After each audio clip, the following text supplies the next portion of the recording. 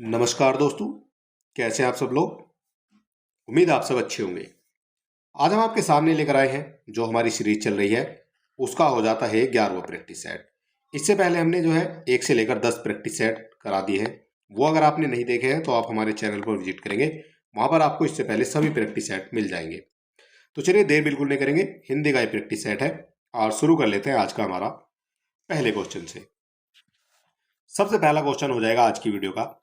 हिंदी साहित्य के इतिहास में आदिकाल के लिए आधार काल नाम दिया गया है।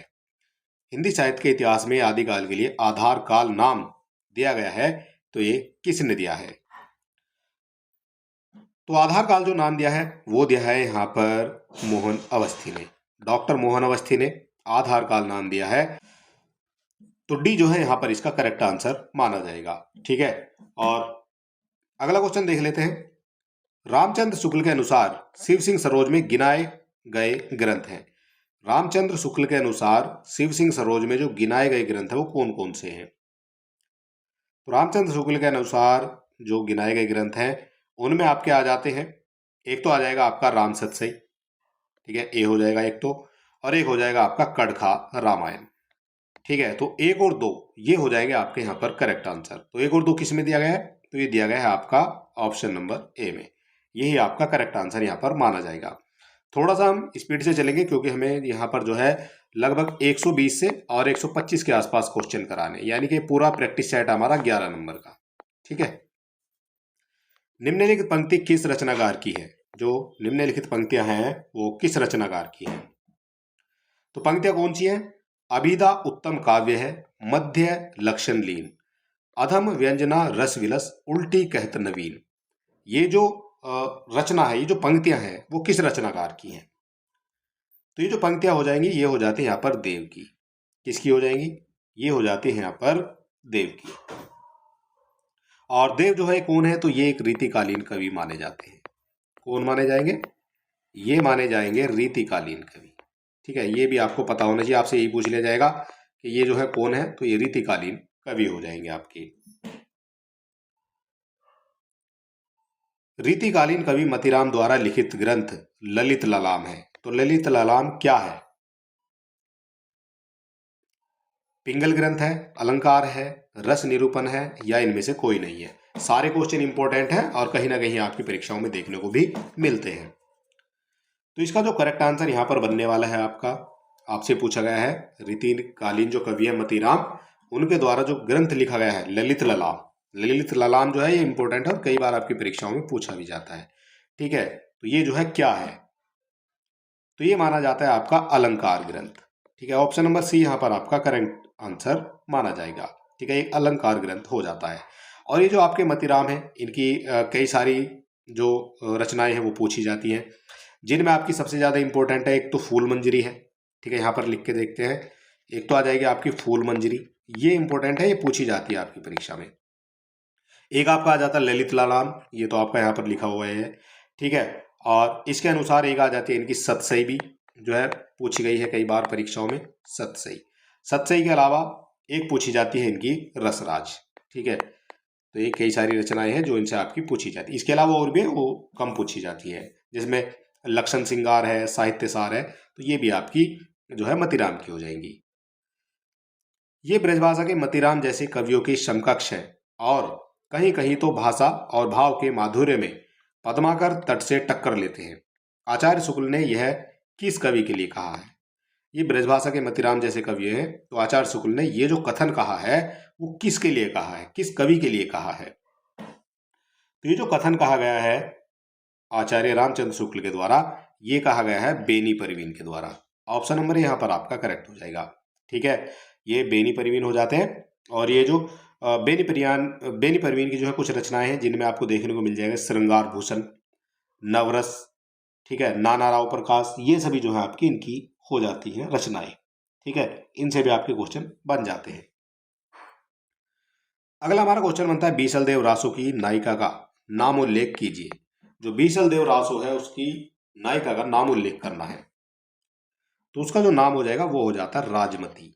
ठीक है, कई बार परीक्षाओं में जो है ये क्वेश्चन बना है आपके पहले भी।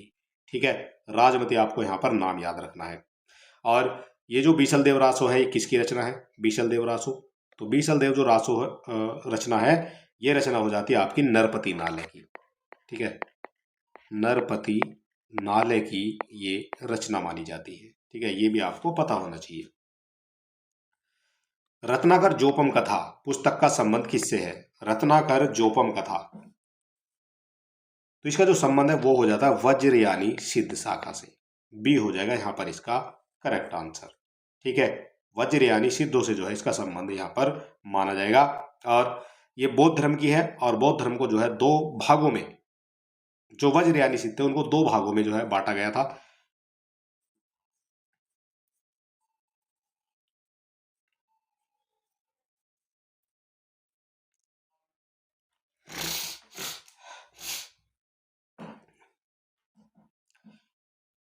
और ये जो वज्रयानी सिद्ध है ये आपकी बौद्ध धर्म से संबंधित है, और बौद्ध संप्रदाय को दो भागों में बांटा गया है।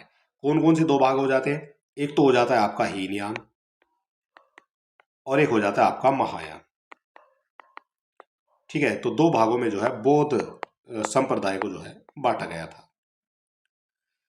इन सिद्धों में सबसे पुराने हैं, इन सिद्धों में सबसे पुराने हैं कौन से हो जाते हैं? सबसे पुराने, तो सबसे पुराने हो जाते हैं यहां पर सरहापा। ठीक है, ये सरहापा है जो सिद्धों में सबसे पुराने माने जाते हैं। और ये नाथ संप्रदाय की जो उत्पत्ति है वो किससे मानी गई है? तो नाथ संप्रदाय की जो उत्पत्ति है वो मानी गई है आपकी मतेंद्र नाथ से, मत्स्येंद्र नाथ से। ये मानी गई है नाथ संप्रदाय की उत्पत्ति। ठीक है, और जो सरहापा है हिंदी के प्रथम कवि भी माने जाते हैं। तो हिंदी के प्रथम कवि कौन है? हिंदी के प्रथम कवि ये कौन है? तो ये हो जाते हैं सरहापा। ज्योति तिरिया पीहर बसे सूरत रहे पीव माही, ऐसे जन जग में रहे गुरु को भूले नाही। ये जो पंक्तियां हैं किसकी हैं? ये पंक्तियां पूछी गई है, किसकी पंक्तियां हैं ये?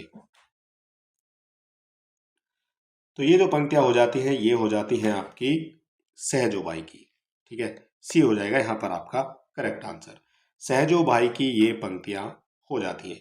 सहजोबाई कौन थी? तो ये हो जाती है जो सहजोबाई है ये हो जाती है आपकी निर्गुण जो भक्ति काव्य धारा थी उससे संबंधित हो जाती हैं। ठीक है, तो निर्गुण भक्ति धारा की जो है ये एक कवि मानी जाती है। ठीक है, कवि नहीं कवित्री मानी जाती है। ठीक है, तो निर्गुण भक्ति धारा की कवित्री मानी जाती है सहजोबाई। कबीर के निर्गुण पंथ का आधार भारतीय वेदांत और सूफियों का प्रेम तत्व है, यह विचार किसका है?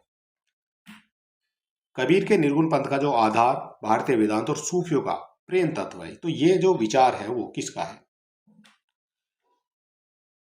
तो ये जो विचार है ये हो जाता है आपका रामचंद्र शुक्ल का। ठीक है, ए हो जाएगा आपका यहां पर करेक्ट आंसर। अगला हमारा क्वेश्चन बनता है यहां पर, फूल मरे पे मरे न बासु, फूल मरे पे मरे न बासु, यह प्रसिद्ध उक्ति किस कवि की है? ये जो उक्ति है किस कवि की हो जाएगी? तो ये जो उक्ति है ये हो जाती है आपकी जायसी की। ठीक है, किसकी हो जाएगी? मलिक मोहम्मद जायसी हो जाते हैं। और ये कहां से ली गई है? तो ये ली गई है आपकी पद्मावत से। पद्मावत किसके द्वारा लिखी गई है? मोहम्मद जायसी। ये जो जायसी है इनके द्वारा लिखी गई है। स्वामी हरिदास द्वारा परिवर्तित संप्रदाय है, हरिदास के द्वारा जो परिवर्तित संप्रदाय है वो कौन सा है? तो इनके द्वारा जो परिवर्तित संप्रदाय है वो हो जाता है सखी संप्रदाय। बी हो जाएगा यहां पर आपका करेक्ट आंसर। ठीक है, कौन सा संप्रदाय है? सखी संप्रदाय से संबंधित हो जाते हैं। ठीक है, निम्नलिखित कृतियों में कौन सी कृति भारतेंदु हरिश्चंद्र द्वारा रचित नहीं है? भारतेंदु हरिश्चंद्र के द्वारा रचित नहीं है। ठीक है, वो आपको बतानी है। भारतेंदु के द्वारा जो रचित नहीं है उनमें आपकी आ जाती है पायस पयोनिधि। ये जो है आप जो पायस पयोनिधि है ये आपकी रामचंद्र भारतेंदु हरिश्चंद्र की नहीं है। ठीक है, ये किसकी है? तो ये हो जाती है आपकी गोविंद गिल्ला भाई की। कौन हो जाएंगे इसके रचयिता? ये हो जाएंगे गोविंद गिल्ला भाई। ठीक है, इनकी रचना हो जाती है। और बाकी जो है गीत गोविंद है ये आपकी हो जाएगी भारतेंदु हरिश्चंद्र की, वर्षा विनोद भारतेंदु हरिश्चंद्र की, और वेणु गीत ये भी भारतेंदु हरिश्चंद्र की हो जाती है। ठीक है। निम्नलिखित में से कौन सी कथना निम्नलिखित में से कौन सा कथन सही है? सही कथन यहां पर आपको बताना है। इतिवृत्तात्मकता द्विवेदी युगीन कविता की विशेषता है। ठीक है, तो यहां पर आपसे पूछे गए हैं कौन सा यहां पर सही है, सही कथन आपको बताना है। तो ये तो आपका यहां पर करेक्ट हो जाएगा। इतिवृत्तात्मकता जो है द्विवेदी युगीन कविता की विशेषता है, ये पहला करेक्ट हो जाएगा। राष्ट्रीय सांस्कृतिक चेतना इस युग की कविता का मुख्य स्वर रहा है। तो जो राष्ट्रीय सांस्कृतिक चेतना है, जो युग था ये, उसकी मुख्य कविता का मुख्य स्वर रहा है, तो ये भी करेक्ट हो जाएगा। तो इस तरह से दोनों आपके सही हो जाते हैं और दोनों सही दिए गए हैं आपके। क्रमांक 1 और क्रमांक 2 दोनों आपके सही हो जाएंगे, यानी कि option number C is the correct answer. Kamayani की यह कथा केवल एक फैंटेसी है। कामायनी की ये कथा केवल एक फैंटेसी है। कामायनी के संदर्भ में यह कथन किसका है? तो कामायनी के संदर्भ में ये जो कथन है वो किसका है? तो कामायनी के संबंध में जो ये कथन है ये हो जाता है गजानन माधव मुक्तिबोध का। ऑप्शन नंबर बी यहां पर आपका करेक्ट हो जाएगा। कामायनी किसकी है? तो ये हो जाती है आपकी जयशंकर प्रसाद की। ठीक है, आपसे यही पूछ लिया जाता है किसकी कृति है कामायनी? जयशंकर प्रसाद की कृति हो जाएगी। निम्नलिखित में कौन सा काव्य संग्रह नागार्जुन का नहीं है? कौन सा हो जाएगा जो नागार्जुन का नहीं है? नागार्जुन का कौन सा इनमें से नहीं है? तो जो युग की धारा है ये आपकी नागार्जुन की नहीं है। युग की धारा किसकी है? तो युग की जो धारा है वो हो जाती है केदारनाथ अग्रवाल की। केदारनाथ अग्रवाल, इनकी ये कृति हो जाती है। बाकी आपसे पूछी जाएगी नागार्जुन की, जैसे प्यासी पथराई आंखें, युग धारा और एक आपकी तुमने कहा था। ठीक है, ये सब किसकी है? तो ये सब आपकी नागार्जुन की हो जाती है। कविता मेरे लिए कोई भावुकता की हाय हाय ना होकर यथार्थ के प्रति एक प्रौढ़ प्रतिक्रिया की मार्मिक अभिव्यक्ति है। उक्त कथन किसका है? ये जो कथन है वो किसका है? तो ये जो कथन माना जाता है वो माना जाता है कुंवर नारायण का। ठीक है, ये हो जाएगा यहां पर इसका करेक्ट आंसर। एक दिन बोलेंगे पेड़ काव्य संग्रह के रचनाकार कौन है? एक दिन बोलेंगे पेड़, इसके रचनाकार आपसे पूछे गए हैं। तो जो एक दिन बोलेंगे पेड़, ये जो आपकी रचना हो जाती है ये हो जाती है राजेश जोशी की। ठीक है, ऑप्शन नंबर ए हो जाएगा यहां पर आपका करेक्ट आंसर। कौन हो जाते हैं? राजेश जोशी हो जाते हैं, जिनके द्वारा लिखी गई है एक दिन बोलेंगे पेड़। इन्हीं के जो है एक और है जिसमें मिट्टी का चेहरा। ठीक है, ये भी आपकी देख लेनी चाहिए, मिट्टी का चेहरा, ये भी हो जाती है आपकी राजेश जोशी की। ठीक है, ये भी आपसे पूछ ली जाएगी।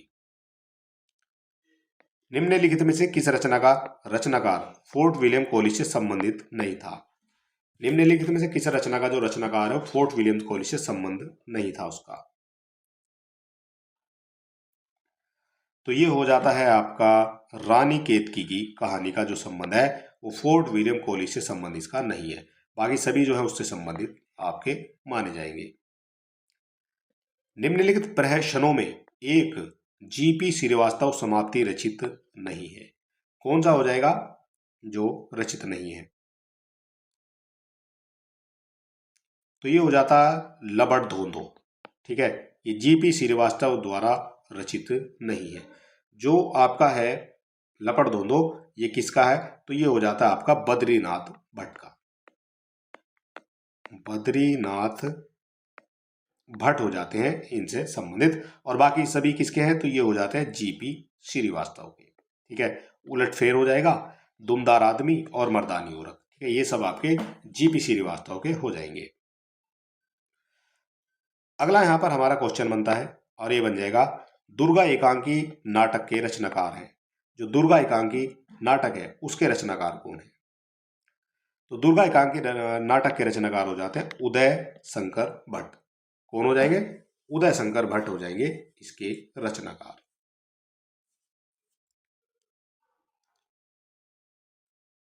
हिंदी में तिलस्मी ऐयारी उपन्यास के प्रवर्तक कौन है? जो 33वीं अय्यारी है इसके प्रवर्तक कौन है? अगर आप किसी क्वेश्चन का आंसर जानते हैं तो आप हमें कमेंट बॉक्स में लिख भी सकते हैं।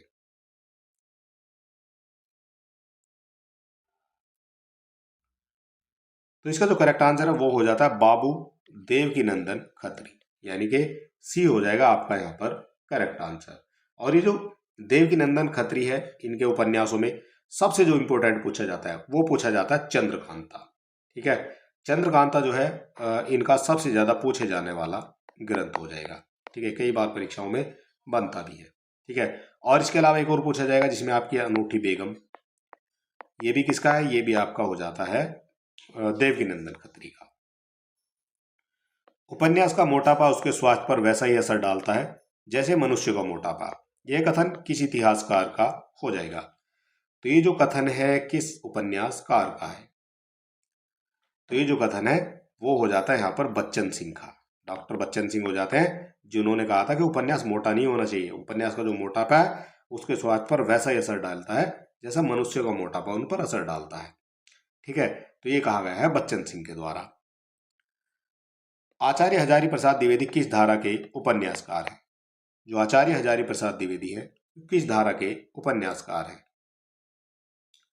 तो ये माने जाते हैं सामाजिक और सांस्कृतिक जो है धारा के उपन्यासकार। ठीक है, सामाजिक सांस्कृतिक धारा के उपन्यासकार माने जाते हैं। अगर इनकी जो कुछ कृतियां हैं जो पूछी जाती हैं वो देख लेते हैं तो उनमें आपकी मिल जाएगी, जैसे बाण भट्ट की आत्मकथा, बाण भट्ट की आत्मकथा, यह है जो सबसे ज्यादा इसकी यहाँ पर पूछी जाती है। ठीक है, इसके अलावा जो पुनर्वाह है, अनाम दास का पोथा, कई बार पूछा गया है, अनाम दास का पोथा। तो ये वो क्वेश्चन है जो बनते हैं आपकी परीक्षाओं में। नगर बंधुए अखबार नहीं पढ़ती, ये किसका कहानी संग्रह है? नगर बंधुए जो होती है वो जो है अखबार नहीं पढ़ती है, ये किसका कहानी संग्रह है? तो ये जो कहानी संग्रह हो जाएगा वो हो जाएगा अनिल यादव का, डी हो जाएगा आपका करेक्ट आंसर। ठीक है, और अनिल यादव के जो और भी है उसमें आपके इधर उधर है, यात्रा, क्षणजीवी, ये कई जो है आपसे यहाँ पर पूछे जाते हैं। अंधेर है दस्यु फिर मैं तुमसे प्रेम करती हूँ, यह पंक्ति प्रसाद की किस कहानी से ली गई है? अंधेर है दस्यु फिर भी मैं तुमसे प्रेम करती हूँ, तो ये जो कहानी ली गई है वो ली गई है आकाशदीप से। ठीक है, तो ये आकाशदीप से ली गई है। और जो आकाशदीप कहानी है किसकी है? तो ये आपकी हो जाती है जयशंकर प्रसाद की। और जयशंकर प्रसाद की कई सारी कहानियां हैं जिनसे आपके क्वेश्चन बनते हैं, उनमें हम आपको यहाँ पर बता देते हैं। जैसे आपकी जयशंकर प्रसाद की कृतियों में आ जाती है, जैसे इंद्रजाल है, छोटा जादूगर है, और आकाशदीप है, गुंडा है। ठीक है, तो ये सब किसकी है? ये सब आपकी जयशंकर प्रसाद की आ जाती है। जितनी सफलता भारतेंदु युग के लेखकों को निबंध रचना में मिली उतनी कविता और नाटक में नहीं मिली, यह कथन किसका है? तो ये जो कथन है किसका है? तो ये कथन माना जाता है आपका रामविलास शर्मा का, सी हो जाएगा आपका यहाँ पर करेक्ट आंसर। ठीक है, ये जितनी सफलता भारतेंदु युग के लेखकों को निबंध रचना में मिली है उतनी कविता और नाटक में नहीं मिली। नाखून क्यों बढ़ते हैं निबंध हजारी प्रसाद द्विवेदी के किस निबंध संग्रह में है? नाखून क्यों बढ़ते हैं निबंध हजारी प्रसाद द्विवेदी के किस संग्रह से लिया गया है? तो ये लिया गया है कल्पलता से। ठीक है, ये किसका है? कल्पलता हजारी प्रसाद द्विवेदी का। यही क्वेश्चन आपके बनते हैं। ये कब लिखा गया है? ये लिखा गया आपका 1951। ठीक है,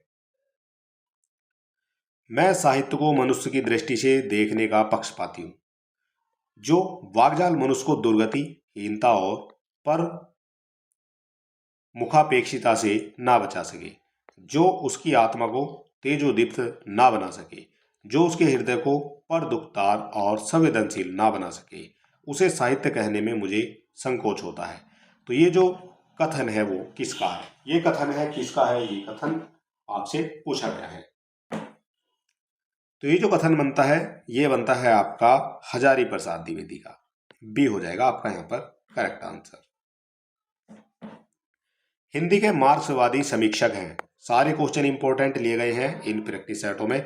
यकीन मानिए अगर आपने जो हमारे 20 से 25 प्रैक्टिस सेट, अगर आपने ये दे लिए तो आपके काफ़ी क्वेश्चन जो है यहाँ से बन जाएंगे, आपकी परीक्षा में सीधे लग जाएंगे। ठीक है, क्योंकि बहुत सारे क्वेश्चन ऐसे हैं जो बार बार पूछे जाते हैं। फिलहाल क्वेश्चन हो जाता है हमारा 30 नंबर, हिंदी के मार्क्सवादी समीक्षक कौन है। और अगर वीडियो आपको अच्छा लग रहा है तो आप हमारे चैनल को सब्सक्राइब अवश्य करें, क्योंकि यहाँ पर इसी तरह के वीडियो आपको देखने को मिलते रहते हैं। ठीक है, और हिंदी के मार्क्सवादी समीक्षक कौन है, तो मार्क्सवादी जो समीक्षक है वो माने जाते हैं आपके डॉक्टर नामवर सिंह। सी हो जाएगा आपका यहाँ पर करेक्ट आंसर। एक कहानी यह भी किस लेखिका की आत्मकथा है। एक कहानी यह भी, ये किस लेखिका की है, तो ये जो लेखिका हो जाती है वो हो जाती है यहाँ पर मन्नू भंडारी। ठीक है, मन्नू भंडारी हो जाएंगे, और ये एक कहानी है यह भी, ये इसकी लेखिका है। प्रभा खेतान की बात करेंगे तो ये जो प्रभा खेतान है, इनकी एक कृति है वो पूछी जाती है अन्य से अनन्या।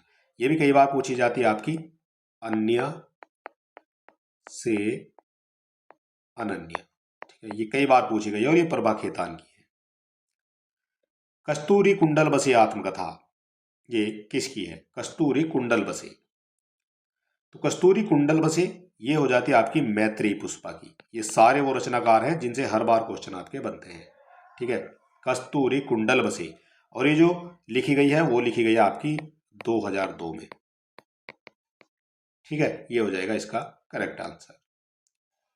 इसके बाद हमारा जो अगला क्वेश्चन यहाँ पर बनता है, वीडियो अच्छा लग रहा है अगर आपको तो वीडियो को लाइक भी कर सकते हैं, अपने दोस्तों में शेयर भी कर सकते हैं, और चैनल को तो सब्सक्राइब आप करना बिल्कुल ना भूलें। निम्नलिखित में किस रचना और उसकी विद्या का नाम सही नहीं है। निम्नलिखित में से किस रचना और उसकी विद्या का नाम सही नहीं है, तो ये हो जाती है आपकी जो ऋण जल धन जल, ये एक रिपोर्टाज है। तो ये तो आपका करेक्ट हो जाएगा, ये एक रिपोर्टाज है। ठीक है, और ये किसका है, तो ये हो जाता है आपका फणीश्वर नाथ रेणुका। फणीश्वर नाथ रेणुका। ठीक है, ये हो जाएगा। कब आया था, 1977 में आया था। इसके बाद आ जाता क्या बोलूं क्या याद करूं, ये एक आत्मकथा है, इंपोर्टेंट आत्मकथा है, कई बार पूछी गई है। ठीक है, किसकी है, तो ये हो जाती है हरिवंश राय बच्चन की। हरिवंश राय बच्चन जो अमिताभ बच्चन के पिताजी हैं। ठीक है, उनके द्वारा ये लिखी गई है, इनकी आत्मकथा है। ठीक है, इसके बाद आ जाती है आवारा मसीहा। तो आवारा मसीहा जो है वो एक जीवनी है।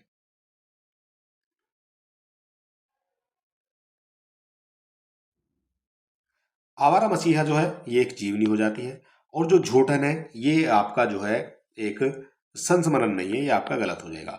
जो झूठन है ये क्या है, तो ये वो है जब छोटी जातियों के लिए जो है लिखे गए थे, जो अस्पृश्यता की बात करते थे उस समय, छुआछूत की बात करते तो उस समय जो है लिखा गया है। और ये जो झूठन है ये जो है एक आत्मकथा है। क्या हो जाएगी, तो ये जो है एक आत्मकथा ही हो जाती है झूठन। कई बार ये आपकी परीक्षाओं में पूछी जाती है। और ये किसके द्वारा लिखी गई है ये भी आपको पता होना चाहिए, क्योंकि इनका नाम भी आपसे पूछ लिया जाएगा। तो ये लिखी गई है आपकी ओम प्रकाश वाल्मीकि के द्वारा। ओम प्रकाश वाल्मीकि के द्वारा जो है ये लिखी गई है। सुधा चौहान द्वारा लिखित जीवनी मिला तेज से तेज किसकी है। मिला तेज से तेज ये किसकी है, तो ये हो जाती है सुभद्रा कुमारी चौहान की। यहां पर बी आपका करेक्ट आंसर माना जाएगा। ठीक है, ये सुभद्रा कुमार चौहान की हो जाती है सुधा चौहान। तो ये जो सुधा चौहान है ये कौन हो जाती है, सुधा चौहान, ये आपको पता होना चाहिए, इंपॉर्टेंट है ये भी। जो सुधा चौहान है ये हो जाती है आपकी जो सुभद्रा कुमारी चौहान, इनकी तो एक पुत्री हो जाएगी। ठीक है, इनकी तो एक पुत्री हो जाएगी, और ये प्रेमचंद की जो है पुत्रवधू हो जाएगी। तो पुत्रवधू किसकी है, पुत्रवधू है ये सुधा चौहान प्रेमचंद की, इनकी जो है पुत्र की वधू हो जाएंगी। ठीक है, और सुभद्रा चौहान की जो है ये पुत्री हो जाएंगी। क्या गौरी क्या सांवरी संस्मरण के लेखक हैं। क्या गौरी क्या सांवरी, तो ये जो संस्मरण हो जाता है ये हो जाता है देवेंद्र सत्यार्थी का। ये हो जाएगा आपका यहाँ पर करेक्ट आंसर। अमृतलाल नागर द्वारा रचित यशपाल बड़ा ठोस आदमी है, यह कौन सी विद्या है। यशपाल बड़ा ठोस आदमी है, तो ये जो है वो हो जाता है एक संस्मरण। ठीक है, ए हो जाएगा आपका यहाँ पर करेक्ट आंसर। बोलती प्रतिमा रेखा चित्र के रचनाकार कौन है? बोलती प्रतिमा, जो बोलती प्रतिमा है वो आई है आपकी 1937 में। ठीक है, ये किसकी रचना है बोलती प्रतिमा? तो ये हो जाती है आपकी श्री राम शर्मा की। ठीक है, अतीत के चलचित्र किस विद्या में लिखी गई रचनाओं का संग्रह है? अतीत के चलचित्र, तो जो अतीत के चलचित्र है ये लिखे गए हैं आपके एक रेखा चित्र के रूप में। ठीक है, ये हो जाता है रेखा चित्र। किसका है ये? तो ये जो अतीत के चलचित्र है ये हो जाता है आपका महादेवी वर्मा का। इंपॉर्टेंट माना जाएगा ये भी, कई क्वेश्चन यहां से बनते हैं महादेवी वर्मा से। सरयू पार की यात्रा किसकी रचना है? सरयू पार की यात्रा ये हो जाती है भारतेंदु हरिश्चंद्र की रचना। ठीक है, सरयू पार की यात्रा भारतेंदु हरिश्चंद्र का एक ये हो जाता है यात्रा वृत्तांत। यात्रा वृत्तांत हो जाएगा ये। राहुल सांकृत्यायन द्वारा लिखित तिब्बत की सीमा किस विद्या की रचना है? तिब्बत की सीमा लिखी गई है राहुल सांकृत्यायन के द्वारा। तो ये क्या है? रेखा चित्र, रिपोर्टाज है, यात्रा वृत्तांत या फिर डायरी? तो ये हो जाते हैं एक यात्रा वृत्तांत। ठीक है, और एक चीज और बताते हैं आपको कि ये जो राहुल सांकृत्यायन है ये सबसे ज्यादा जो है यात्रा व्रत जो है इन्होंने लिखे हैं सबसे ज्यादा। ठीक है, ये मानकर चलिए सबसे ज्यादा लिखे हैं राहुल सांकृत्यायन ने। कविता मनुष्य को स्वार्थ संबंधों के संकुचित घेरे से ऊपर उठाती है, ये कथन किसका है? कविता मनुष्य को जो स्वार्थ संबंधों के संकुचित घेरे से ऊपर उठाती है, तो ये जो कथन माना जाएगा वो माना जाएगा आपका आचार्य रामचंद्र शुक्ल का। ये हो जाएगा आपका यहां पर करेक्ट आंसर। निरख सखी ये खंजन आए, फेरे उन मेरे रंजन ने, नैन इधर मन भाए। इन पंक्तियों में कौन सा गुण है? गुण आपको यहां पर बताना है। इस तरह से आपके क्वेश्चन यहां पर बनते हैं। तो जहां पर आपको देखने से मन में जो है बड़ा अच्छा लगता है, मन को जो है एक अंदर से जो है मधुर की फीलिंग आती है, तो वहां पर आपका जो है ये मधुर गुण ही हो जाएगा। ठीक है, जब मन को जो है खुशी मिलती है, जहां पर मन को अंदर से खुशी मिलती है जहां पर, तो वहां पर कौन सा आ जाता है? वहां पर आ जाता है आपका माधुर्य गुण। तो ये यहाँ पर निरख सखी ये खंजन आए, फेरे उन मेरे रंजन ने, नए निधर मन भाई। जब आपको एक एक वर्ड ऐसा पकड़ लो जहां से आपका क्वेश्चन बन जाए, तो भाई यानी हमारे मन को सुकून मिला, तो वहां पर जो है आपका मधुर गुण, माधुर्य गुण हो जाएगा। इसी तरह से जो है आपको जो है पढ़ाई करनी भी चाहिए। समास की अधिकता ओज कहलाती है। ओज अस्यमास भू स्त्वम, यह कथन किसका है? समास की जो अधिकता ओज कहलाती है यह कथन किसका है? तो ये जो कथन हो जाएगा वो हो जाता है यहां पर आचार्य वामन का। ठीक है, ये हो जाते हैं आचार्य वामन जिनके द्वारा ये कहा गया है। अगला क्वेश्चन बनता है, बनन में बांगन में बगरो बसंत है, पद्माकर की इस पंक्ति का अर्थ शब्द की किस शक्ति से ग्रहण किया गया है? ठीक है, ग्रहण किया जा सकता है। ठीक है, ग्रहण किया जा सकेगा। अभिधा, लक्षणा, व्यंजना या इन सभी से? तो इसका जो करेक्ट आंसर है वो लिया गया है यहाँ पर लक्षणा से। ठीक है, ये ऐसे ही आपको याद रखना है, लक्षणा से लिया गया है। और ये जो अभिधा है, लक्षणा है, व्यंजना है, तो ये सभी से जो है आपके क्वेश्चन यहाँ पर बनते भी है। ठीक है, तो ये हो जाता है यहाँ पर लक्षणा। कब हो यही रहनी रहूंगे, श्री रघुनाथ कृपाल कृपाते, संत सुभाव गहओगे। पंक्ति में कौन सा रस है? रस यहाँ पर पूछा गया है, कौन सा रस हो जाएगा? तो यहाँ पर बिल्कुल जो है आप खुद लगाकर देखेंगे कि क्या यहाँ पर करुण रस है? नहीं है। भक्ति हो रही है किसी की? नहीं हो रही है। भयानकता कुछ दिख रही है? नहीं दिख रही है। तो यहाँ पर हो जाएगा अपने आप ही शांत रस। ठीक है, इस तरह से आप एलिमिनेट करके इनके आंसर लगा सकते हैं। और रस की बात यहाँ पर हो रही है, तो जो रस माने गए हैं भरत मुनि के अनुसार वो माने गए हैं केवल 8 रस। किसके अनुसार माने गए हैं? ये माने गए हैं भरत मुनि के अनुसार। ठीक है, ये भी आपको पता होना चाहिए। और जो आपके आचार्य भरत मुनि ने उन्हें नाट्य शास्त्र में रस का विवेचन भी किया है। नाट्य शास्त्र में रसों का विवेचन भी किया है। बरवे छंद है, जो बरवे छंद है वो कैसा छंद है? तो बर्व छंद माना जाता है यहाँ पर अर्ध सम्मात्रिक। ठीक है, डी हो जाएगा आपका करेक्ट आंसर। अर्ध सम्मात्रिक कैसे है? क्योंकि यहाँ पर आपको पहले चरण में आपको देखने को मिल जाएगी 12-12 मात्राएं और दूसरे चरण में देखने को मिल जाएगी 7-7 मात्राएं। ठीक है, तो अर्ध सम्मात्रिक छंद जो है यहाँ पर आपका माना जाएगा। गीतिका छंद के एक चरण में कितनी मात्राएं होती हैं? जो गीतिका है उसके एक चरण में, तो एक चरण में आपकी मिल जाएंगी देखने को यहाँ पर 26 मात्राएं। ठीक है, कितनी हो जाती है? 26 मात्राएं हो जाती हैं। इस करुणा कलित हृदय में अब विकल रागनी बजती है। इस पंक्ति में कौन सा अलंकार है? अलंकार यहां पर आपको बताना है। तो इसमें जो अलंकार माना जाएगा, करुण कलित हृदय में विकल रागनी बजती है, तो यहां पर हो जाएगा आपका अनुप्रास अलंकार। ठीक है, यहां पर क्या है? तो वर्णों की आवृत्ति हो रही है, जैसे करुण, करुणा, कलित, तो कह की जो है यहां पर आवृत्ति हो रही है। रही मन पानी राखे बिन पानी सब सून। थोड़े से इजी क्वेश्चन भी जो है इस प्रैक्टिस सेट में है, तो सभी आते हैं आपके एग्जाम में जो है। हार्ड भी क्वेश्चन आते हैं, अच्छे लेवल के भी आते हैं और ऐसे भी आते हैं जिनको आप आराम से कर सकते हैं। तो रही मन पानी राखे बिन पानी सब सून, पानी गई न उभरी मोती मानुष चूर में कौन सा अलंकार है? तो यहाँ पर जो देखने को मिलेगा वो देखने को मिल जाएगा आपका श्लेष अलंकार। ठीक है, जब एक शब्द है और उसके जो है अर्थ अनेक देखने को मिले, तो वहां पर आपको श्लेष अलंकार देखने को मिल जाएगा। तो यहाँ जो पानी है उसके 3 अर्थ दिए गए हैं। पानी को मोती के लिए भी यूज किया गया है, मानुष के लिए भी और चून के लिए भी। ठीक है, तो इस तरह से यहाँ पर जो है श्लेष अलंकार आपका माना जाएगा। प्राचीनतम भारतीय भाषा कौन सी है? जो प्राचीनतम भारतीय भाषा है, तो प्राचीनतम भारतीय भाषा मानी जाती है वैदिक संस्कृत। ठीक है, कौन सी हो जाएगी? वैदिक संस्कृत हो जाएगी।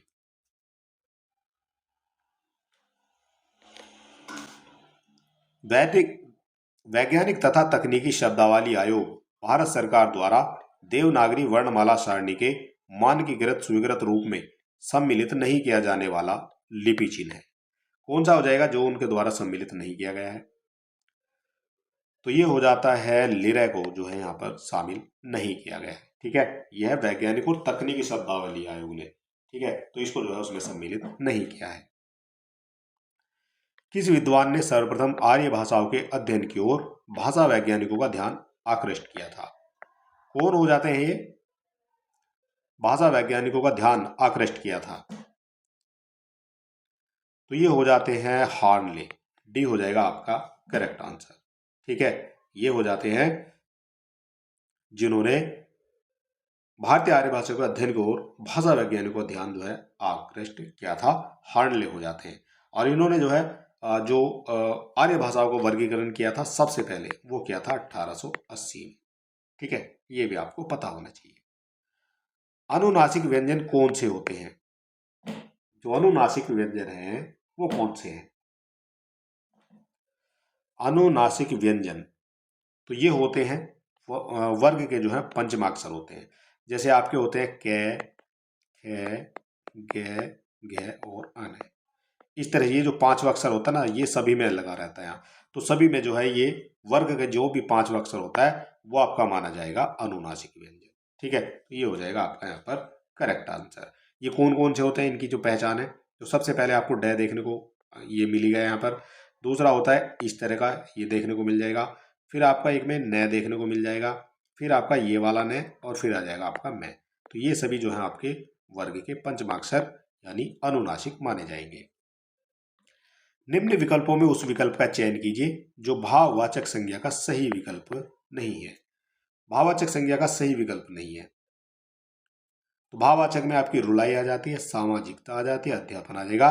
लेकिन छोटा जो है कहीं ना कहीं एक भाववाचक संज्ञा का विकल्प नजर नहीं आता है। ठीक है, ये हो जाएगा आपका करेक्ट आंसर। मैं तुमसे टेलीफोन पर बात करूंगा, इस वाक्य में टेलीफोन पर किस कारक में प्रयुक्त होता है? पर की बात यहां पर हो रही है, मे पे पर। तो यहां पर जो इसका करेक्ट आंसर हो जाएगा, साधन की बात हो रही है। जब साधन की बात होगी तो वहां पर आ जाता है करण कारक। ठीक है, कर्ता ने कर्म को करण से के द्वारा, यहां पे आ जाएगा से के द्वारा, यानी कि जो साधन आप प्रयोग कर रहे हैं उसके पास जो है आपका करण कारक ही आ जाएगा।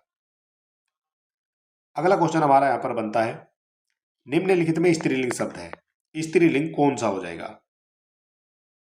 तो स्त्रीलिंग जवाब दिया जाता है, हिसाब किया जाता है, गुलाब दिया जाता है, लेकिन शराब जो है वो पी जाती है। तो इसलिए यही आपका यहाँ पर स्त्रीलिंग, इस तरह से बोल के आप इसको बता सकते हैं। बहुवचन की दृष्टि से एक वाक्य शुद्ध है, बहुवचन की दृष्टि से कौन सा जो वाक्य है वो शुद्ध हो जाएगा? तो जो शुद्ध शब्द यहां पर बनने वाला है आपका, चिड़िया उड़ गई। चिड़िया, चिड़िया तो एक थी वो उड़ गई, ठीक है, चिड़िए उड़ गई, शुद्ध आपको यहां पर बताना है। चिड़ियाएं उड़ गई, तो चिड़िया उड़ गई, तो ये आपका करेक्ट हो जाएगा यहां पर। चिड़िया यानी बहुत सारी चिड़िया है हमारे पास, बहुत सारी है, ठीक है, और वो क्या हुई, चिड़िया उड़ गई, ठीक है, तो यही आपका यहां पर करेक्ट हो जाएगा। नीचे दिए गए शब्दों का सही संधि वाला विकल्प पहचानिए। सही संधि कौन सी है? तट टीका आपसे पूछी गई है, तत् प्लस टीका, तो इसमें कौन सा बन जाएगा? तो इसका जो करेक्ट आंसर बनता है वो बनता है यहां पर तट टीका, ऐसे लिखा जाता है तट टीका, ठीक है, ये हो जाता है यहां पर ऑप्शन नंबर बी बिल्कुल करेक्ट। निम्न में कौन सा बहुविग्री समास का उदाहरण नहीं है? बहुविग्री समास जहां पर अर्थ जो है वो दूसरा ही आता है, जैसे चंद्रशेखर, चंद्र है शिखर पर जिसके, ठीक है, तो ये हो जाता है आपका, यानी भगवान शिव की यहां पर बात हो रही है, ठीक है, तो यहां पर जो है बहुविग्री समास आपका हो जाएगा। जब विकल्प जो है वो किसी और का ही अर्थ दे, चक्रपाणी यानी जिसके हाथ में चक्र है, या अर्थात विष्णु, ठीक है, चंद्रकांति जिसके कांति पर जो है चंद्र है, ठीक है, और ये राजपुरुष यानी राजा का पुरुष, तो राजा का पुरुष, तो यहां पर जो है आपका आ जाएगा तत्पुरुष समास। तो यहां पर बहुविग्री आपको देखने को नहीं मिल रहा है, तो 59 का जो करेक्ट आंसर है वो माना जाएगा ऑप्शन नंबर डी। चंद्रमुख में कौन सा समास है? चंद्रमुख में कौन सा समास है?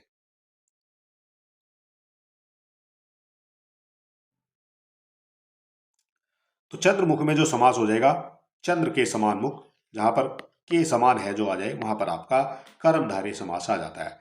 द्विगु की बात करेंगे, जब संख्यावाचक आ जाता है आपका पहला पद, वहां पर आपका द्विगु समास हो जाएगा।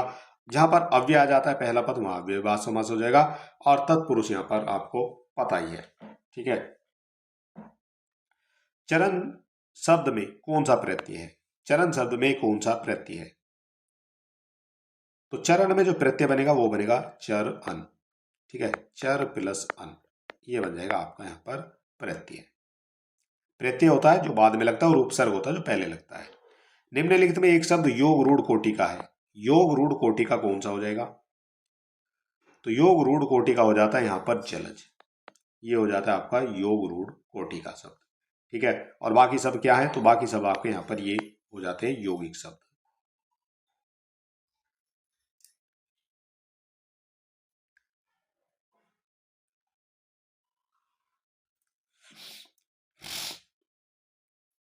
निम्नलिखित में से एक युग्म अशुद्ध है, वह कौन सा है? अशुद्ध युग्म आपको यहां पर बताना है।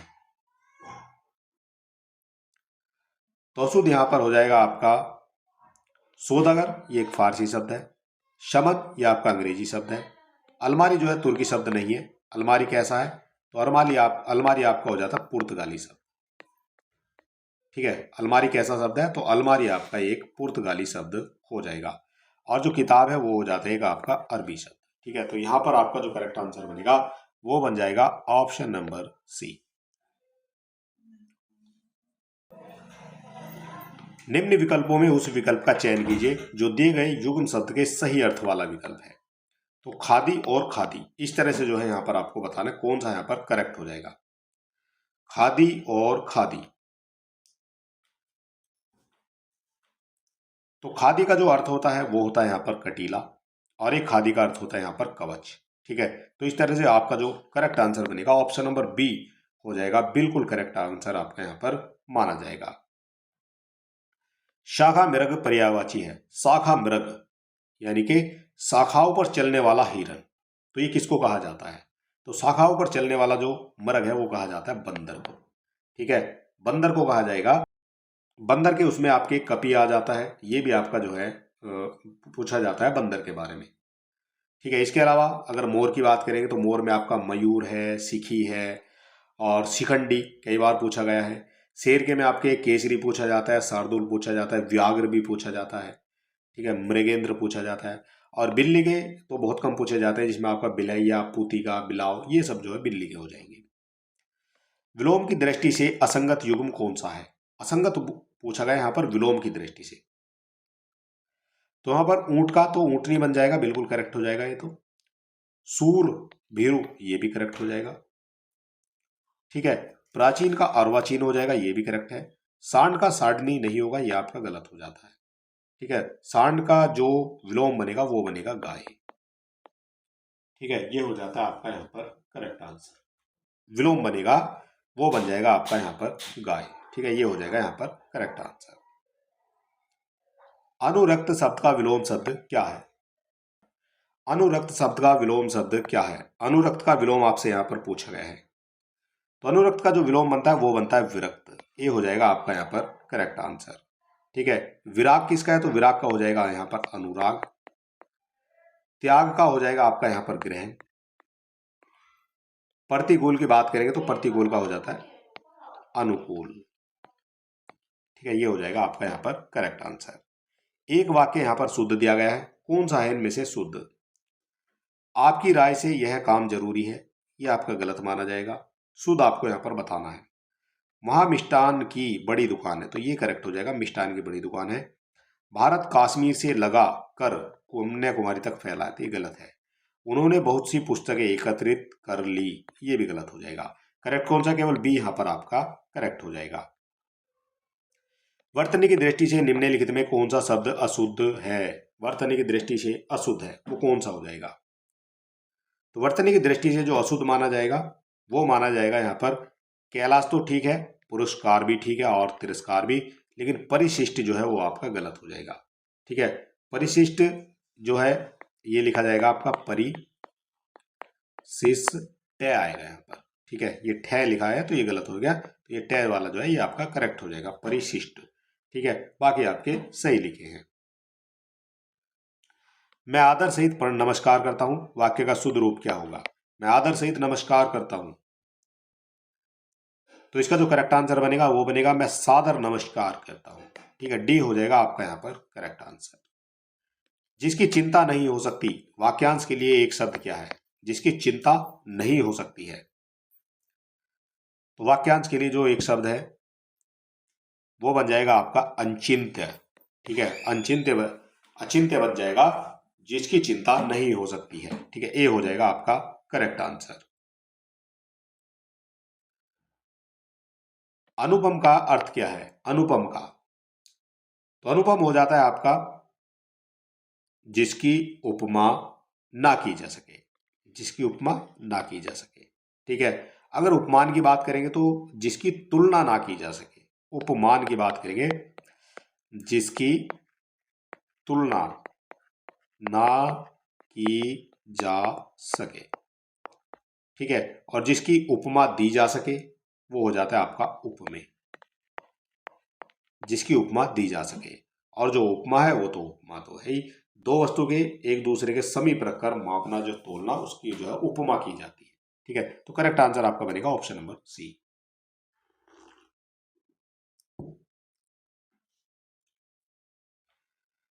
जिसमें जानने की इच्छा हो के लिए एक शब्द क्या है? जिसमें जानने की इच्छा हो, तो जानने की इच्छा वाले के लिए एक शब्द बनता है यहाँ पर जिज्ञासु। डी हो जाएगा आपका बिल्कुल करेक्ट आंसर। अगर यहाँ पर इंद्रिय जितेंद्रिय की बात हुई है, तो जिसने इंद्रियों को जीत लिया है वो जितेंद्रिय है। जलचर जो जल में चलने वाला है, जल में निवास करने वाला है, वो जलचर है। अजय माना जाता है जो जीता ना जा सके। ठीक है, जिसको कोई भी ना जीत सके वो हो जाता है अजय। स्वार्थी व्यक्ति की मित्रता अल्पकालिक होती है, इस अर्थ के लिए इनमें से लोकोक्ति कौन सी हो जाएगी? स्वार्थी व्यक्ति की मित्रता अल्पकालिक, छोटे समय के लिए होती है, तो ये हो जाता है ओछे की प्रीत बालू की भीत। ठीक है, ये हो जाएगा इसका करेक्ट आंसर।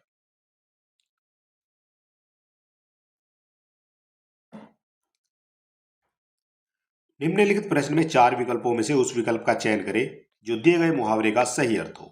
यानी अंधियारा मिट जाना का अर्थ आपको बताना है। अंधियारा मिट जाना, और इसका जो करेक्ट आंसर यहां पर आपका बनने वाला अंधियारा मिटना। अंधियारा मिटने का जो करेक्ट आंसर बनेगा वो बन जाएगा अज्ञान समाप्त होना। ठीक है, यानी एक तरह से अंधियारा आपका मिट जाता है। ना नोमन तेल होगा और ना राधा नाचेगी, इसका अर्थ क्या है? ना नोमन तेल होगा ना राधा नाचेगी, तो इसका जो अर्थ बनता है वो बनता है असंभव कार्य। ठीक है, ऐसा कार्य जो हो ही नहीं सकता।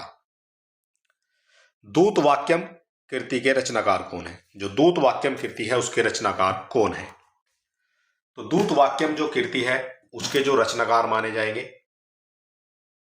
वो माने जाते हैं आपके, ये माने जाएंगे भास। ठीक है, बी हो जाएगा इसका यहां पर आपका करेक्ट आंसर। ठीक है, कौन सा हो जाएगा? बी हो जाएगा आपका बिल्कुल करेक्ट आंसर। इसके बाद जो आपका अगला क्वेश्चन बनता है, नैषधि चरितम किसकी रचना है? जो नैषधि चरितम है वो किसकी रचना है? तो नैषधि जो चरितम है ये रचना मानी जाती है श्रीहर्ष की। ठीक है, किसकी हो जाएगी? श्रीहर्ष की रचना हो जाएगी। भवभूति का मूल नाम क्या है? भवभूति का मूल नाम 79 नंबर का एक क्वेश्चन है और इसका जो करेक्ट आंसर बनता है यहां पर भवभूति का मूल नाम का,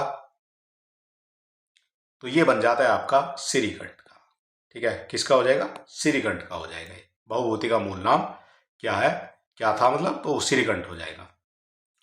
नीचे दिए गए शब्द में प्रयुक्त संधि भेद का सही विकल्प चुनिए। पित्राज्ञा के बारे में आपको बताना है यहाँ पर। ठीक है, आपको क्या चुनना है? संधि भेद यहाँ पर चुनना है।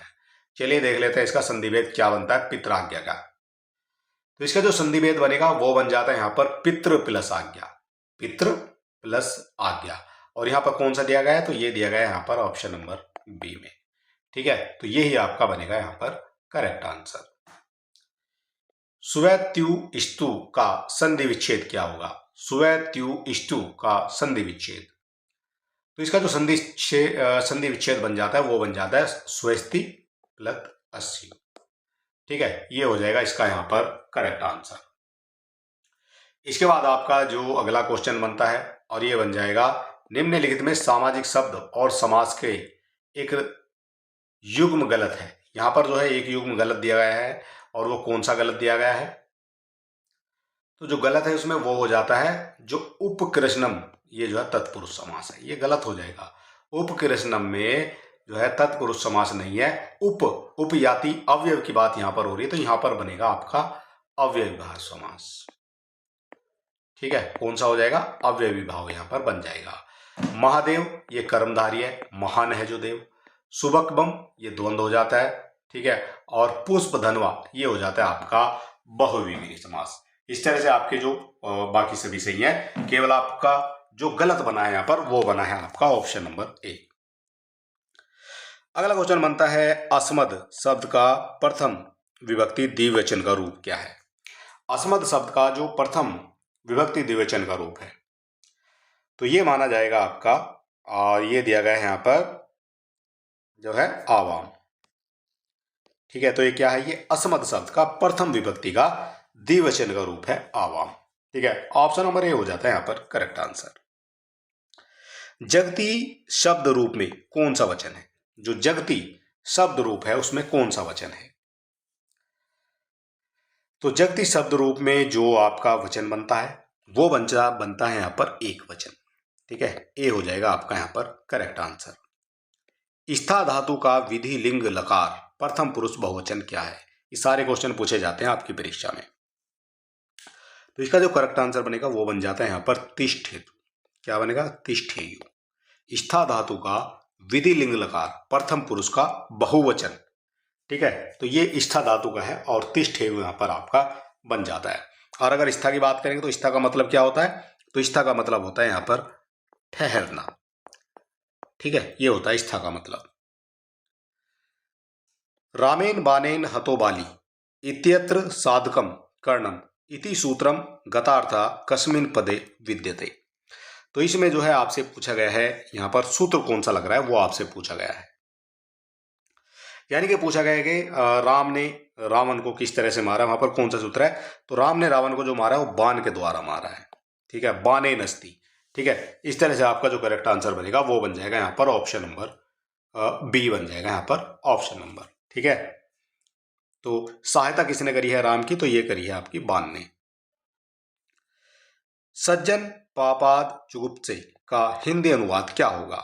सज्जन पापाद जुगुप्से, इसका जो हिंदी अनुवाद होता है वो होता है सज्जन पाप से घृणा करता है, यानी कि ऑप्शन नंबर ए जो है बिल्कुल करेक्ट यहां पर माना जाएगा। अपभ्रंश के कवि पुष्यदंत ईसा की किस शताब्दी में हुए हैं। जो अपभ्रंश के कवि हैं पुष्यदंत ईसा की किस शताब्दी में हुए हैं। तो ये जो पुष्यदंत हुए हैं ये माने जाते हैं आपके 10वीं शताब्दी में, ठीक है। कब माने गए हैं, 10वीं शताब्दी में माने गए हैं। इनमें से किस जैन आचार्य को कलिकाल सर्वज्ञ नाम से भी जाना जाता है। कलिकाल सर्वज्ञ नाम से भी जाना जाता है। तो ये माना जाता है आपका हेमचंद्र को, ठीक है। किसको माना जाएगा, हेमचंद्र को यहां पर माना जाएगा। ऑप्शन नंबर बी आपका करेक्ट हो जाएगा। कबीर की कविता पंक्ति बाजन दे बाजंतरी कली कुहनी जनी छेड़ में बाजंतरी शब्द का क्या अर्थ है। तो ये बाजंतरी का जो है यहां पर अर्थ पूछा गया आपसे, बाजंतरी का क्या अर्थ है।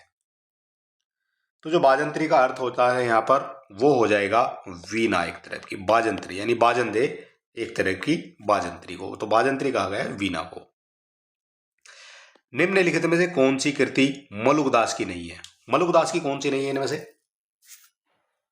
तो मलुकदास की इनमें से नहीं है तो वो मानी जाती है ज्ञान समुद्र। ये जो है आपकी मलुकदास की नहीं है। बाकी सभी मलुकदास की जैसे ज्ञान बोध है, रतन खान है, भक्ति विवेक है, ये सब आपकी मलुकदास की मानी जाएंगी। अगला क्वेश्चन बनता है हमारा नागमती वियोग खंड में नागमती की विरह व्यथा की अभिव्यक्ति के लिए उस जायसी द्वारा रचित पंक्तियां हैं। ये कौन सी रचित पंक्तियां हो जाएंगी यहां पर आपको बताना है। तो इसका जो करेक्ट आंसर बनेगा वो बनेगा आपका जो आपसे पूछा गया है, जो नागमती की विरह व्यथा की अभिव्यक्ति के लिए जायसी द्वारा रचित है। तो उनमें एक तो बनता है आपका रकत आंसू गुचुकी बनबोई, एक बनता है हृदय पैठी विरह कटसा, और सहज सहज दुख एक जो है सांसा। तो ये सी डी और ई ये आपका यहाँ पर करेक्ट आंसर बन जाएगा। अब यहाँ पर सी डी किस में है तो वो हमें यहाँ पर देखना पड़ेगा। सी डी ई, तो सी डी ई बनता है आपका ऑप्शन नंबर सी में, ठीक है। तो यही आपका करेक्ट आंसर यहाँ पर माना जाएगा। प्रेम सूफी प्रेम में आख्यान नहीं है। सूफी प्रेम में आख्यान नहीं है वो कौन से हो जाएंगे। तो सूफी प्रेम आख्यान में आपके जो है नहीं है तो ये हो जाते हैं, एक तो यूसुफ जुलेखा है, इंद्रावती है, हंस जवाहिर है, लेकिन श्याम सगाई जो है वहां पर आपको देखने को नहीं मिलते हैं, ठीक है। तो ए हो जाएगा आपका यहाँ पर करेक्ट आंसर। अगला क्वेश्चन बनता है गोरख जगायो जोग भक्ति भगायो लोग किसने कहा है। गोरख जगायो जोग भक्ति भगायो लोग, तो ये कथन कहा गया है तुलसीदास के द्वारा। सी हो जाएगा आपका करेक्ट आंसर। आचार्य रामचंद्र शुक्ल ने गोस्वामी तुलसीदास द्वारा रचित ग्रंथों की संख्या कितनी मानी है। कितनी मानी गई है गोस्वामी तुलसीदास द्वारा रचित ग्रंथों की संख्या, तो ये मानी जाती है आपकी 12। कितनी, 12 जो है इनकी संख्या मानी जाती है। और 12 में आपको देखने को मिलेगी इनकी जैसे रामचरित मानस है, गीतावली है, दोहावली, कवितावली, विनय पत्रिका है, एक बर्व रामायण है, पार्वती मंगल, जानकी मंगल, वैराग्य संदीपनी, कृष्ण गीतावली, रामलाला नेचू, ठीक है। और एक हो जाती है आपकी जो रामाज्ञा प्रश्नावली, ठीक है। तो ये सभी आपकी 12 हैं और ये आपसे पूछी जाती है। अगला क्वेश्चन हमारा बनता है भ्रमर गीत पदों में गोपियां उद्धव को इन वचनों से संबंधित करती हैं। जो गोपियां हैं वो इन वचनों से संबंधित करती हैं भ्रमर गीत पदों में, तो कौन कौन से हो जाएंगे यहां पर आपको देखना है।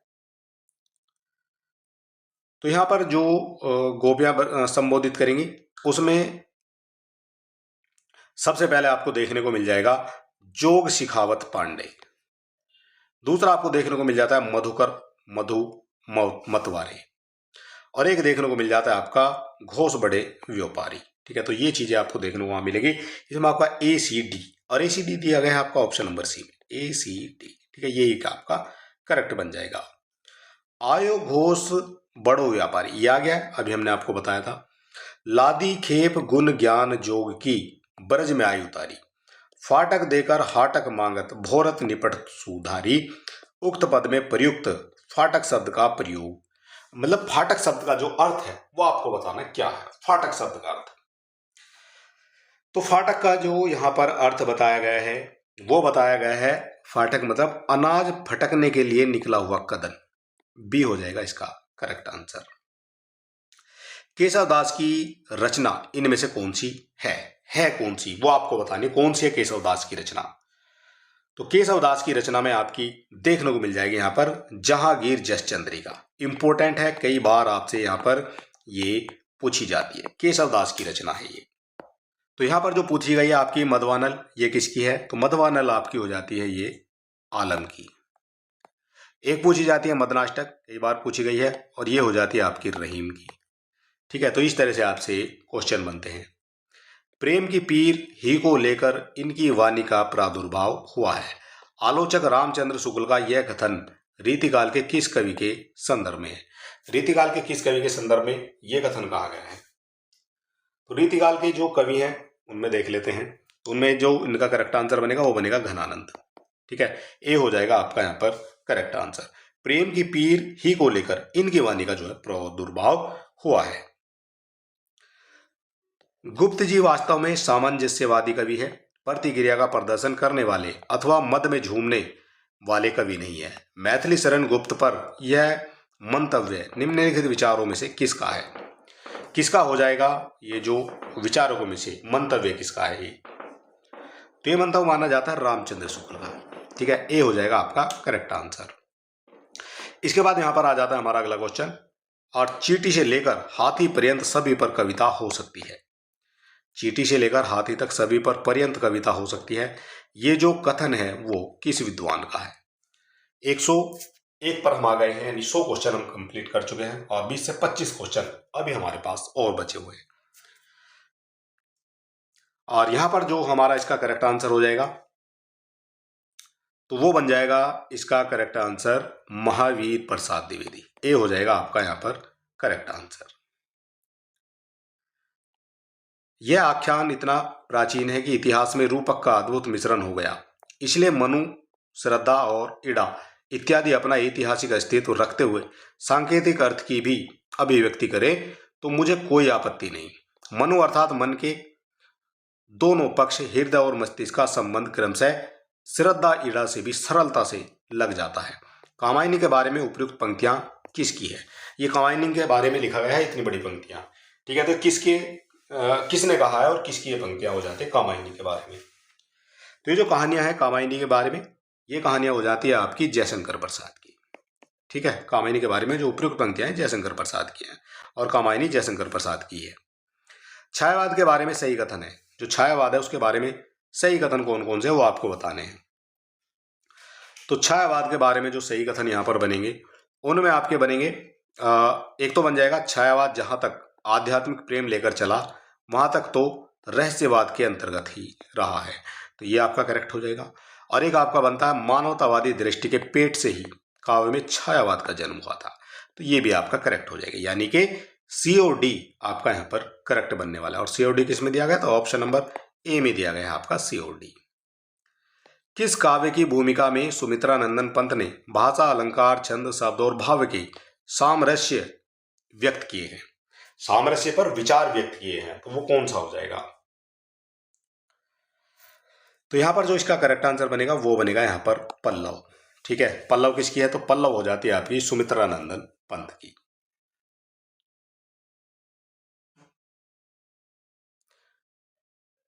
और ये जो पल्लव है इसको जो है छायावाद का मैनिफेस्टो भी कहा गया है। क्या कहा गया है, छायावाद का मैनिफेस्टो। ठीक है, तो आपसे पूछा जाए कि छायावाद का मैनिफेस्टो किसको कहा गया है, तो पल्लव को ही कहा गया है, सुमित्रा नंदन पंत के। प्रकाश वर्ष की दृष्टि से महादेव वर्मा की काव्य रचनाओं का सही अनुक्रम क्या है। महादेव वर्मा की जो रचनाएं हैं उनका सही क्रम आपसे पूछा गया है। तो सही क्रम में सबसे पहले हम देख लेते हैं, जो हमारी यहाँ पर आ जाती है निहार। निहार आ जाती है सबसे पहले इनकी, और निहार लिखी गई है आपकी 1930 में। इसके बाद आ जाती है रश्मि, लिखी गई हमारी 1932 में। इसके बाद आ जाती है सांदेगित, जो 1936 में लिखी गई है। और दीपशिखा लिखी गई है सबसे बाद में, यानी कि 1942 में लिखी गई है। तो ऑप्शन नंबर सी जो है आपका यहाँ पर बिल्कुल करेक्ट मान लिया जाएगा। छायावादी कवियों में सबसे पहले मुक्त छंद का प्रयोग करने वाले कवि हैं। छायावादी कवियों में सबसे पहले मुक्त छंद का जो प्रयोग करने वाले हैं वो कौन से हो जाएंगे? तो वो माने जाते हैं आपके जो है निराला। ये माने जाते हैं छायावादी कवियों में जो सबसे पहले मुक्त छंद का प्रयोग किया है। और यहाँ पर जितने नाम दिए गए ये सब छायावादी कवि हैं। निम्नलिखित में माखनलाल चतुर्वेदी की रचना नहीं है। माखनलाल चतुर्वेदी की रचना नहीं है, तो नहीं है। हिमकिरीटनी तो माखनलाल की है, हिम तरंगिनी भी है, साहित्य देवता भी है, लेकिन स्वर्ण धूलि जो है वो इनकी नहीं मानी जाएगी। स्वर्ण धूलि जो है वो इनकी नहीं है। जो स्वर्ण धूलि है वो किसकी है? तो यहाँ पर इसका ये जो है करेक्ट आंसर यहाँ पर बन जाता है। और यहाँ पर नीचे 2 कथन आपको दिए गए हैं, ठीक है। इनमें से आपको बताना है, सही उत्तर का चयन करना है। उपरोक्त कथन में कथन 1 देख लेते हैं। नागार्जुन की कविता कालिदास में शकुंतला और दुष्यंत का उल्लेख मिलता है। ये कथन 1 की बात हो रही है।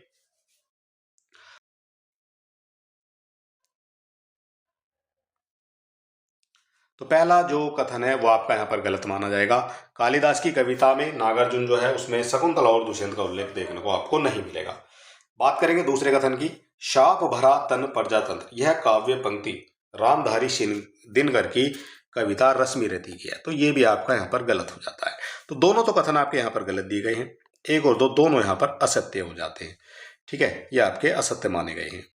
जो अपने धर्म से हीन पाप ही में गड़े रहते हैं वो माता पिता की हित की बात को नहीं सुनते, सबसे बैर करते हैं। ऐसे जो पापी जन सो महाडेरावानी दक्षिण द्वार से जा नरकों में पड़ते हैं।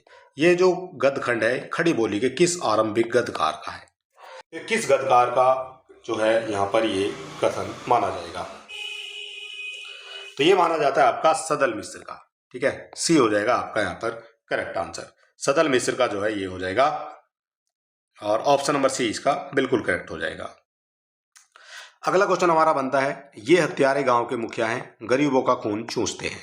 ये हत्यारे गांव के मुखिया हैं, गरीबों का खून चूसते हैं। सूद ब्याज डेढ़ी सवाई नजर नजराना घूस घास जैसे भी हो गरीबों को लूटो, उस पर सुराज चाहिए, जेल जाने से सुराज न मिलेगा, सुराज मिलेगा धर्म से न्याय से। गोदान उपन्यास में यह किसने का कथन है? तो गोदान उपन्यास में जो ये कथन है वो कथन हो जाएगा आपका धनिया का, ठीक है। ऑप्शन नंबर बी यहाँ पर करेक्ट हो जाएगा। निम्नांकित पात्र अलग अलग उपन्यासों के हैं, पात्रों को तत्संबंधी उपन्यास के प्रथम प्रकाशन वर्ष के अनुसार पहले के बाद के क्रम में लगाइए। तो यहाँ पर लगाना है इनको क्रम में, कौन कौन से हो जाते हैं ये। तो सबसे पहले आपका लग जाता है सरस्वती, जो है वो सबसे पहले आ जाएगा, ठीक है। सरस्वती 1 नंबर पर आ जाएगा। इसके बाद आ जाता है आपका भैरवी 2 नंबर पर, ठीक है। और इस तरह से आप डी और ए कहीं है, डी और ए आपका दिया गया है आपका ऑप्शन नंबर बी, ठीक है। इसके बाद आपका आ जाएगा जो है 3 नंबर पर बंती, 4 नंबर पर आ जाएगा आपका बेला, और 5 पर आ जाएगा आपका लीजा। इस तरह से जो है इनका यहाँ पर क्रम बना हुआ है। तो ऑप्शन नंबर बी जो है करेक्ट हो जाएगा। गोविंद वल्लभ पंत की अध्यक्षता में संयुक्त संसदीय राजभाषा समिति का गठन किया गया था। गोविंद वल्लभ पंत की अध्यक्षता में संयुक्त संसदीय राजभाषा समिति का गठन किया गया था। कब किया गया था? तो ये जो गठन किया गया है वो किया गया है आपका 1957 में। डी हो जाएगा आपका यहाँ पर करेक्ट आंसर। बुंदेली बोली की उपबोलियां कौन सी है? जो बुंदेली है उसकी उपबोलियां कौन कौन सी है? तो बुंदेली की उपबोलियों में सबसे पहले आपको देखने को मिल जाती है यहाँ पर भदोरी, बनाफरी और खटोला। सी हो जाएगा आपका करेक्ट आंसर। यहां पर आ जाएगा पै किस तरह की ध्वनि है, जो पै है वो किस तरह की ध्वनि है।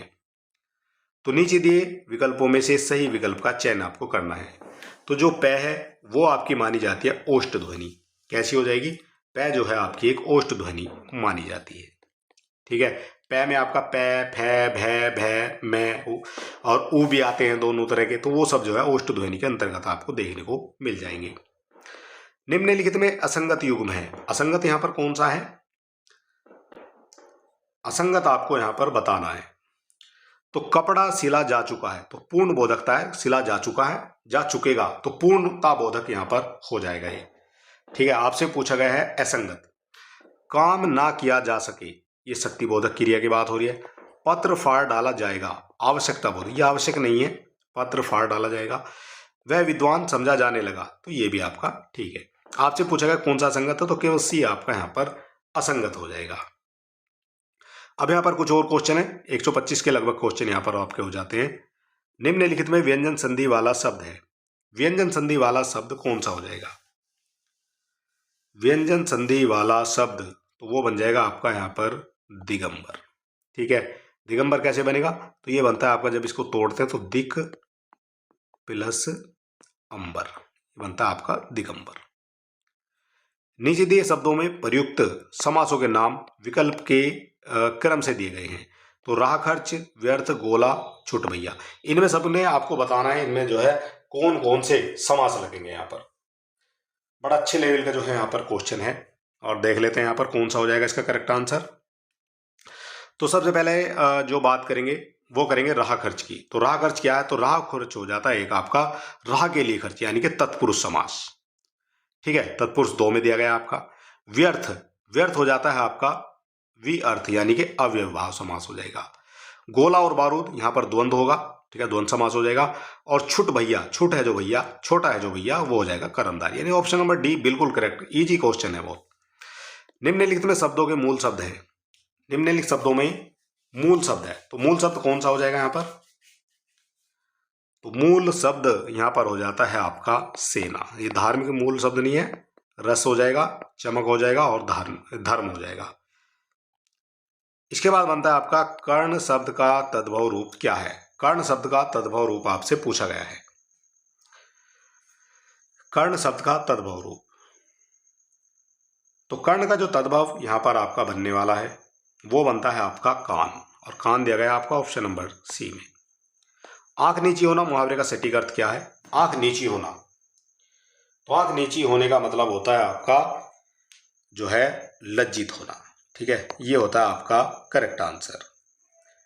निम्नलिखित वाक्यांश के लिए दिए गए विकल्पों में सटीक शब्द वाला चयन कीजिए। सटीक शब्द कौन सा है? उसके लिए कि सब कुछ जानने वाला, जो सब कुछ जानता है, तो उसके लिए एक शब्द होता है, वो होता है आपका सर्वज्ञ। ठीक है, तो चलिए दोस्तों, यहाँ पर हमारे 125 क्वेश्चन हमने आपको पूरे करा दिए। वीडियो आपको कैसा लगा ये आप हमें कमेंट बॉक्स में लिख सकते हैं। किसी तरह का सुझाव देने के लिए भी आप हमें कमेंट बॉक्स में लिख सकते हैं, और वीडियो को आप लाइक भी कर सकते हैं, शेयर भी कर सकते हैं, और चैनल को सब्सक्राइब भी कर सकते हैं।